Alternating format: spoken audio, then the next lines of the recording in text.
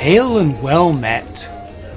I'm guessing you're wanting shelter from the storm, right? Well, it is a cold night out there. Why don't you pull up a chair by the fire? I have just the thing to pass the time. A story. I call it The Unlucky Gambler. Welcome to the Lavender Tavern, my friend.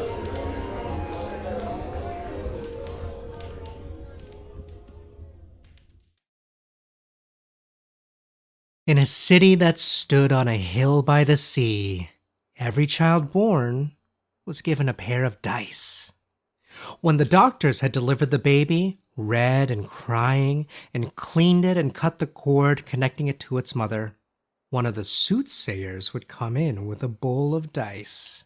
The bowl was a creamy quartz that gleamed and shone. Some said that it dated from before the city, but nobody knew where the soothsayers had found it, and they would never say. Inside the bowl were hundreds of dice. Blue, yellow, opaque, cloudy, hazy, clear, shiny, and dull. All the same size, small enough to fit into a baby's closed fist. There were 2 dice of each kind, always. The soothsayer would go over to the baby and hold its tiny hand gently, moving the thumb and middle finger together as if the baby was snapping its miniature fingers. Then, 2 of the dice would fly out of the bowl and into the baby's hands. And so, the dice would have been chosen. Nobody knew why a baby chose a certain pair of dice. There was no way to exchange them with another set in the bowl. Once a baby had chosen a pair of dice, those dice were with them for the rest of their life. Some dice were lucky, and some were unlucky. Lucky was not a word that was used in the city, however. It was considered bad form to discuss whether one was lucky or unlucky, for the dice determined the outcome of every choice that a citizen made. If someone wanted to propose marriage, they rolled their dice to see if they were successful. If they wanted to buy property, or barter a goat, or apprentice as a blacksmith, the dice would tell the tale. And once the dice were thrown for a particular decision, they could not be thrown again. Those with lucky dice lived good lives, and those with unlucky dice did not. But nobody spoke of luck, because everyone had the same chance to pick a lucky set of dice.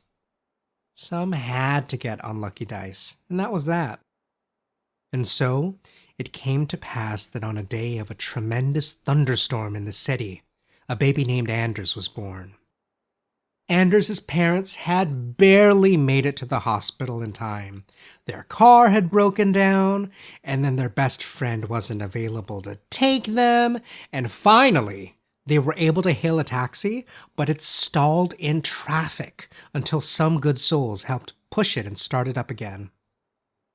Anders' mother lay in the bed, sweating and cursing, while his father pretended he knew what to do and let his wife squeeze and squeeze his hand.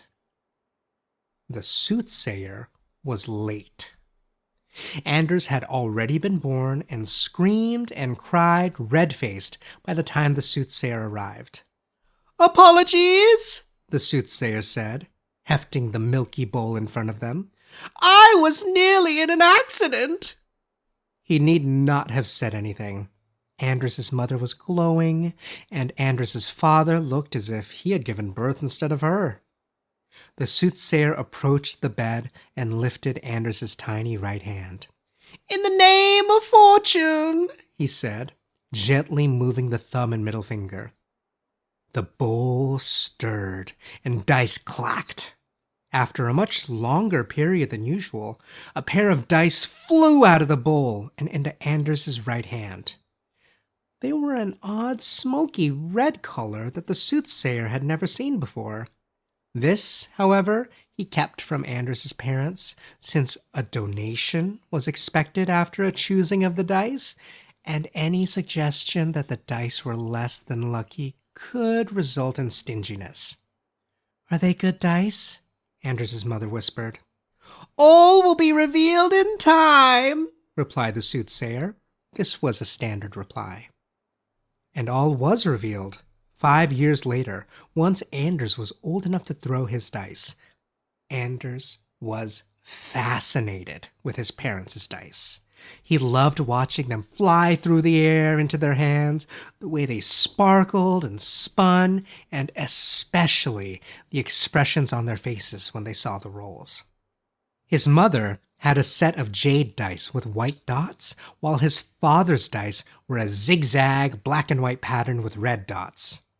Anders would crawl through the main room after the dice, trying to catch them, but they always wriggled out of his reach and into their owners' hands. Enough, Anders, his father would admonish.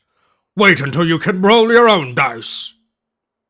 Anders' parents had roughly the same amount of luck. This was one of the reasons, if not the main reason, that they were together.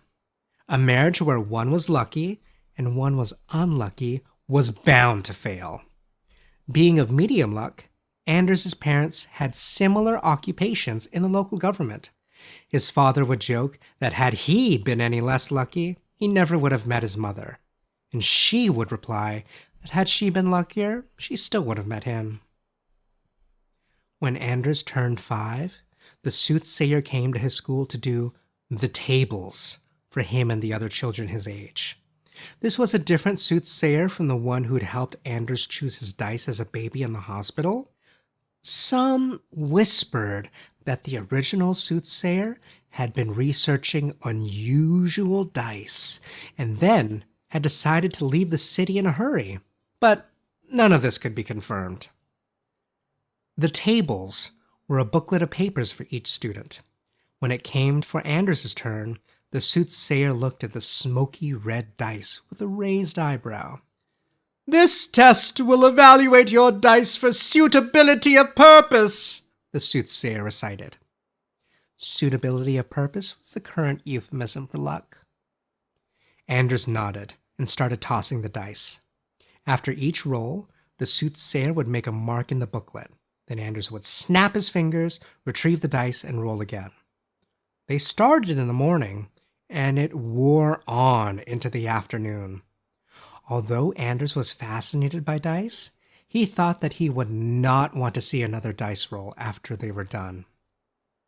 Anders had a friend in school named Callow, who was the same age, and after they had rolled and rolled, they stood around awkwardly and tried not to talk about luck. Some of the boys were boasting about what they thought their scores would be, but Callow said, "I'll be happy with whatever I get." "Do you really mean that?" Anders asked. "No," Callow said. "I want to be happy. You need good dice to be happy." Anders nodded. After he had said goodbye to Callow, he thought about it all the way home. Good dice and a good job. Would he do better than his parents? Live in a better part of town? Have 2 children instead of 1? The soothsayer was already at his house when he arrived, and his parents were home from work. Anders knew then that he was not going to be getting a good job, and he was not going to be living in a better part of town than his parents. "We will do everything to give you a vocation that suits your special abilities," the soothsayer was saying. Everything the soothsayer said sounded as if it was being recited from a manual, which it probably was. His mother looked panicked, and his father tried to look brave. When the soothsayer had gone, Anders sat on the back stoop and tossed his smoky red dice repeatedly. 2 1s, over and over again. Callow, now a tall and dark young man, had done well. He was able to take accelerated courses, enrichment programs, after-school hobbies, and school trips. When they graduated from high school, he went into the trades as an apprentice glassmaker. "We'll stay in touch, won't we?" he asked Anders breathlessly after their graduation ceremony, pressing his palm to Anders's as if he wanted to convince himself of it. "Of course," Anders said. "Maybe some of your fortune will rub off on me." "Superstition," Callow smiled weakly. Maybe some of your kindness will rub off on me. Anders was to be a janitor. He could still live with his parents until he was 21, and he tried to stay out of their way. If he spent time with them, it always seemed that the dinner was burnt, the radio was full of static, and the socks would disappear from the laundry. Anders worked at a local factory, sweeping and mopping after hours. The work was quiet and satisfying somehow, pushing the broom and mop and sawdust from one end of the hallway to the other end. I'm doing something useful, he wrote on a postcard to Callow, who was on a trip to another city to learn their glass-blowing secrets. Everything is fine. Everything was fine until one of the valves somehow opened when Anders cleaned it and poured thousands of gallons of water into the delicate gears of the factory. Nobody blamed Anders. How could they? But the factory was to be closed for repairs for months, so it made sense that he find another occupation. The soothsayer reviewed the tables and stabbed his finger at the yellowed paper from the booklet he had filled out 13 years previously. Of course, he said, I must have made a mistake. Anders was to be a sanitation worker. His fellow sanitation workers told him that he would get used to the smell of fresh garbage, and in fact, his nose did start to disregard the smell of rotting food and discarded socks. His parents, however, would wrinkle up their noses when he came home from work at the end of a long, aromatic shift, and so he decided to move out. The apartment he rented in the Lowtown district leaked, and it seemed to rain very often, but it was his. At least when the local cats were not finding their way in to eat his food. He burned incense every night to chase the garbage smell away, and lay in bed reading stories about men and women whose dice throws saved the world. There were no stories about men and women who transcended their lot in life by becoming luckier or more fortunate. Such a thing was impossible. One day, Anders picked up a pile of garbage that contained a lit cigarette without noticing. The cigarette smoldered in the garbage truck until he arrived back at the depot and dumped his load. Then, it came into contact with some oily rags and burst into flame. By then, Anders was already on his way home, whistling and trying to fix his broken umbrella. By the time Anders arrived home in the rain, the garbage depot had been consumed by flames that were surprisingly difficult for the fire department to extinguish. Could it be? The soothsayer wondered. Could there be someone so unlucky, so without fortune, that they could not be given a proper occupation?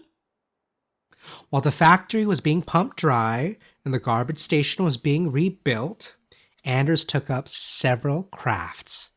The kite he made landed in the sewer, and the candles he poured melted in an oddly lopsided way, but he was happy. He was less happy with the lack of income and the persistent suggestion by his landlord that rent should be paid. Callow had returned from his inter-city junket and was now becoming a celebrated glassblower.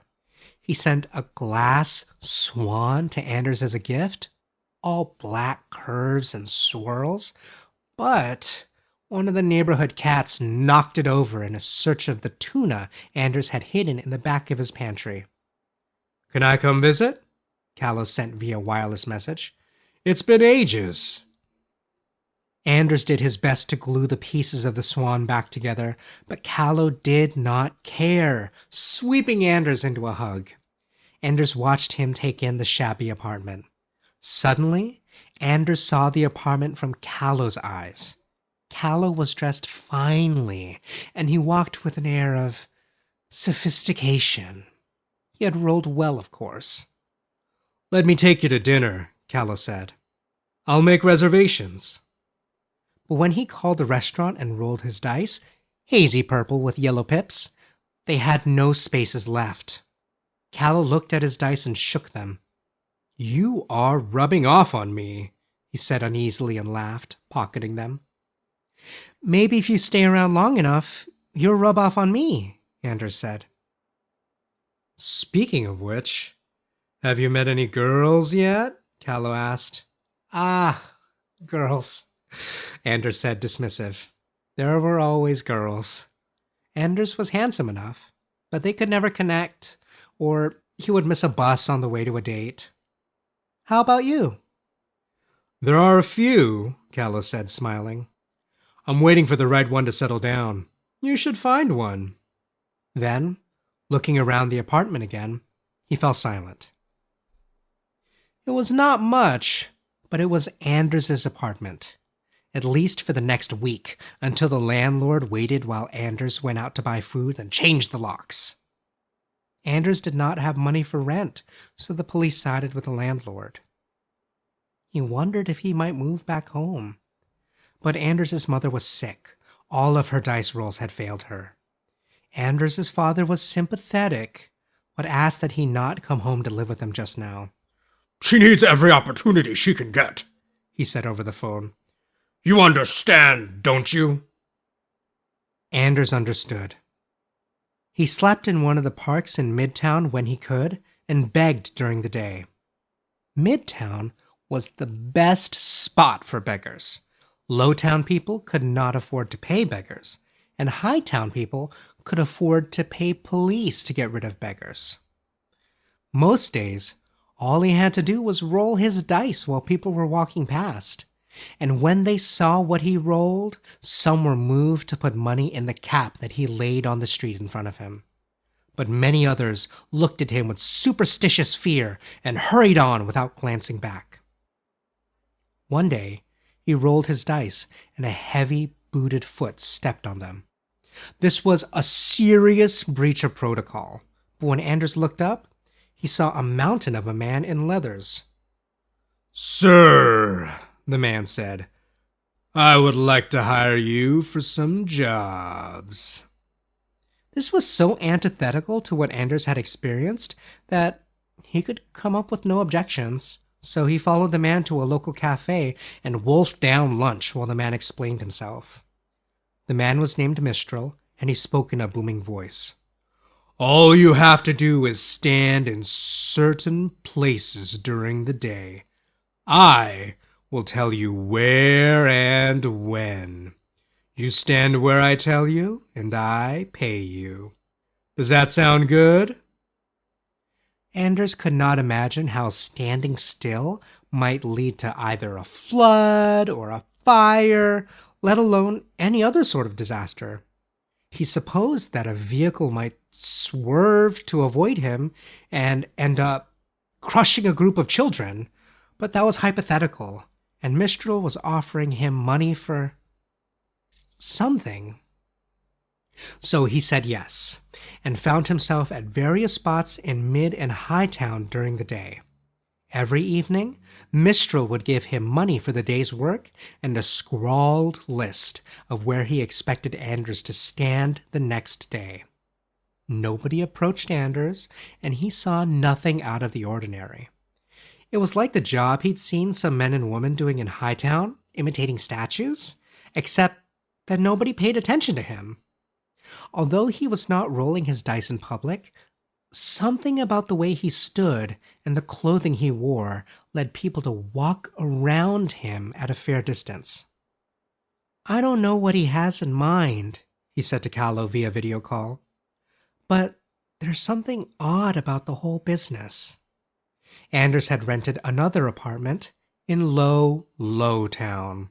It had 4 walls and a roof, but barely. Callow looked to be sitting in a large house with lavish furnishings, but he never made mention of it. My friend, it's money. Until you are sure there's something afoot, keep at it. Come to dinner sometime, will you? Anders asked, suddenly shy. I'll even bring something, Callow said, nodding. There was something afoot, something odd about the whole business, but it took Anders months to find out. There was construction in the spot where he was supposed to stand that day, so he stood some meters distant in an area he felt was close enough.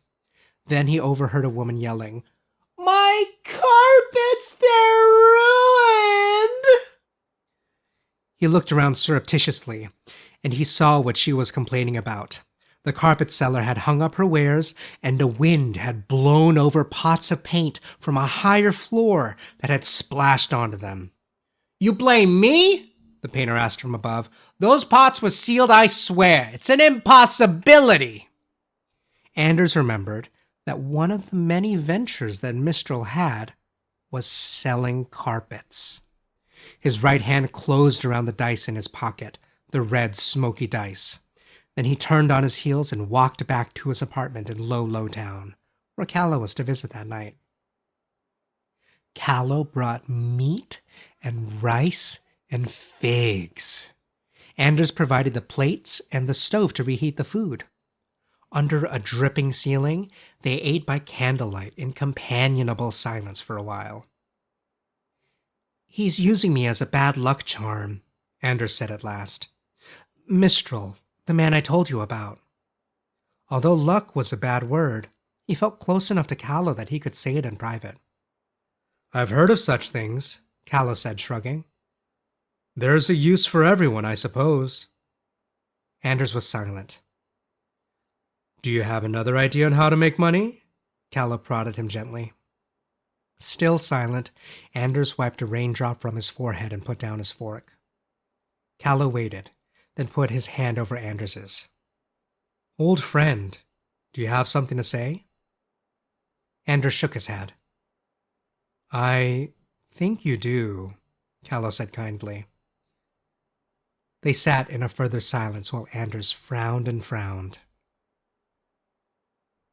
"I want my portion," he said at last. "Your portion?" Callow said, surprised. "Did I not give you enough meat for supper?" But Anders was not smiling. "My due. That portion of happiness that I deserve. Even the least of the other citizens gets it." Callow withdrew his hand. "This is unlike you, Anders." Anders nodded. "I've said nothing. I've seen fires and floods and cats and rain and thunder, and I've said nothing." He gestured around the shabbier apartment. "All I want is enough of a portion of happiness. Is that too much to ask?" Callow was silent for a while, thinking. "We're all at the mercy of a roll of our dice," he said at last. "You may never get the roll that you want.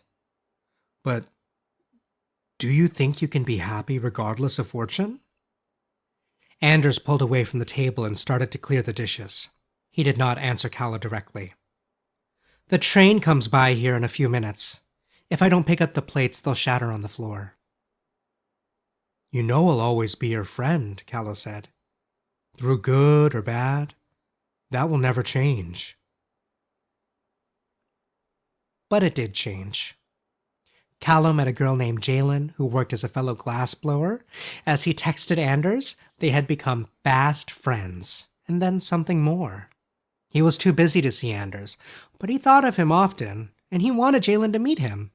But they were never quite on the same schedule, and Mistral now had Anders working some nights, so Jalen remained a story that Callow told Anders. And Anders was alone, except for the cats who visited to hunt for tuna. To his shame, Anders continued to work for Mistral. He tried other trades, other crafts, but nothing seemed to last beyond a week or so until his fortune would turn. And Mistral was happy to employ him and happy to give him money for his work. One day in Hightown, Anders stood outside an expensive restaurant and watched a bird soil the linen suit of a particularly important woman in a particularly important meeting. And after that woman had left in a huff and the other woman had placed a business call, he walked to Mistral's lair in mid-Hightown and stood silently while Mistral counted out the money. "You really don't like this, do you?" Mistral asked in his booming voice. Anders gave no reply. Mistral stuffed the bills in Anders's coat pocket. "My boy," he said, "their bad luck is my good luck. You are my good luck charm." Anders blushed from hearing the word luck used so many times in short order. I'm cursed, he said at last. Cursed, Mistral said dismissively. You chose a bad set of dice, and you think you're cursed. Let me show you something. And he took his own dice, which Anders had never seen, from a pouch at his waist. They looked like real gold. They must be real gold, Anders thought, seeing Mistral weigh and heft them in his hand. The pips were diamonds, surely, sparkling in the dim light. They were like nothing Anders had ever seen. Mistral rolled them over in his hands. The light reflecting from them illuminated his broad, coarse face. You could do anything, Anders whispered. Anything you wanted. And here I am, a common thug, Mistral said. Interesting, isn't it? Why? Mistral rolled and rolled and rolled. Sixes and sixes and sixes. Every time, he said and sighed. Where could I find my challenge if I won every time? So you decided to be a criminal, Anders said. Businessman, Mistral cut him off. Call me a businessman, please. Anders thought fiercely, frowning. But if you roll that way every time, why do you need me? Mistral tossed the dice above him and grabbed them out of the air, then put them back in his pouch. Who says I roll them? Anders opened his mouth to say something, but nothing came out. Like I said, Mistral went on, you're my good luck charm. When all you see in the world is rain, you're missing the sun that shines above the clouds. He coughed. Now get out of here. Musing on life is bad for business. When Anders got home to his dripping apartment, he had a text from Callow. I'm getting married to Jalen. You must come and be part of it. Bring your luck, good or bad. The date was a week hence. Anders looked up at the water slowly dripping down through the ceiling. A thought struck him, and he went outside. It was drizzling, but the sun was peeking out through the clouds. He went up one flight of stairs to the door to the apartment above him. He had never been there before, and there was a jolly wreath of flowers on the door. After hesitating a moment, he knocked twice. A wide-faced woman in a brimmed hat answered the door, eyes full of mirth. "Can I help you?" He smiled despite himself. "Do you have problems with the rain too?" She snapped her fingers, and he half expected a pair of dice to fly into them, but she was using her left hand. "You know, I used to. You live in the same building, right? I've seen you around." She shook her head. "It's the funniest thing. Used to have terrible rain dripping in here and gathering on the floor. My boy was always coughing and sneezing from the mold. Then one day, about 6 months ago, the water started leaking through the floor, and now it goes right past us." Anders nodded slowly. "Yes, of course. My name's May," she said, pulling out a stout hand that Anders shook. "Do come up for tea sometime." Something occurred to her. "Where does your rain come from?" He shook his head. "It really doesn't matter." Callow and Jalen's wedding was surprisingly low-key for their station in life, but Callow had never been one for ostentation, Anders knew. He had not been chosen to be best man, and he was somewhat relieved that he would not have to worry about losing the ring or making a mess of the speech or something even worse. Callow smiled warmly at him, and Anders smiled back. Jalen was a solid, beautiful woman with frizzy red hair and freckles. Anders could only judge her by the fact that Callow had chosen her, which meant she was wonderful. Before the ceremony, he found himself next to an older woman who also had frizzy red hair that he took to be one of Jalen's relatives. In fact, she was Jalen's mother. She kept shaking her head, looking in the direction of the soon-to-be-married couple. "And who are you?" she demanded. Anders explained his relationship to Callow, which seemed to raise his value in her estimation. "Do you believe they're a good match?" she asked Anders suddenly. "Well, of course," Anders said, having no basis for the statement. "Why?" she demanded. "They love each other?" he hazarded. "They both work as glass blowers? They make a handsome couple?" The woman sniffed. "You've known Callow since he was a boy, and all you can say are superficial things about them." Before Anders could object, she had stalked off. Callow glanced over at him, and Anders shrugged his shoulders. Everyone took their places in front of the altar for the ceremony. Callow's mother walked her son down the aisle, and then there was a long pause while the guests waited for Jalen's father to walk the bride down the aisle. One of the bridesmaids ran up to Callow and whispered furiously in his ear.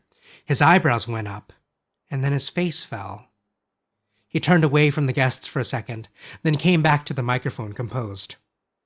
"We're going to have to postpone things, I think," Callow said at last, to gasps from the audience.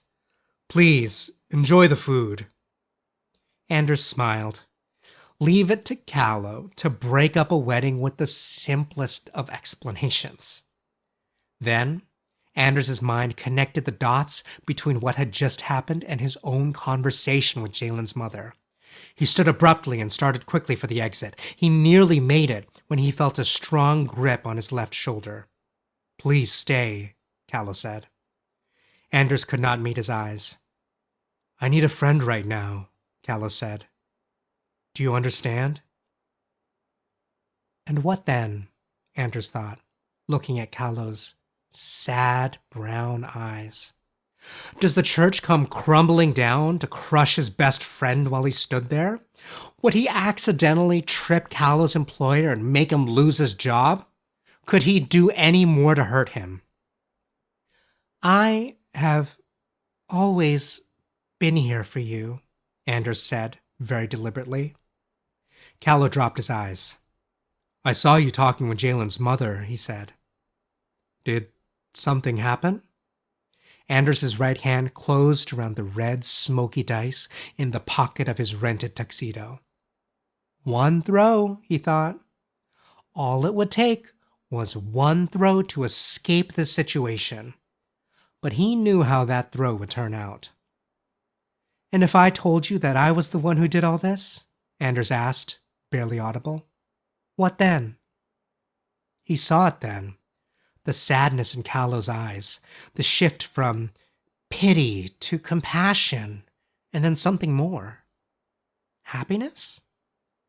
"Jalen's mother said you couldn't give a good reason why we were getting married," Callow said, moving closer to Anders.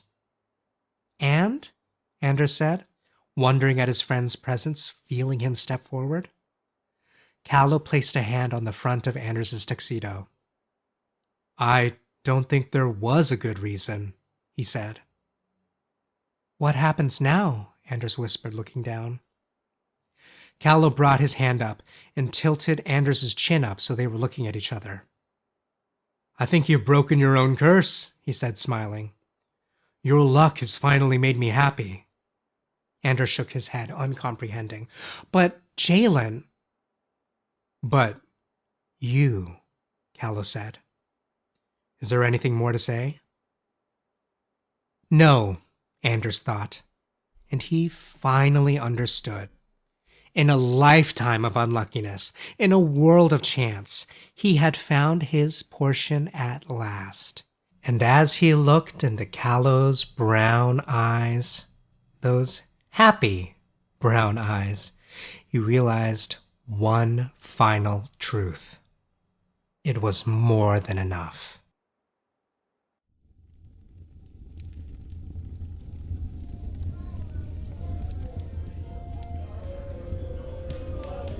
Ah, look at that. The storm is settling and you are free to go. Of course, you're always welcome to sit by the fire and stay a while. There are many more nights and many more stories. Tonight's story was told by Joe Cruz. Find our credits, merch, and more stories at lavendertavern.com. Interested in having your short story told at the Lavender Tavern? Submit a copy of your writing to us at www.faustiannonsense.com/Lavender Tavern Submissions. The Lavender Tavern is written by Jonathan Cohen and produced by Faustian Nonsense.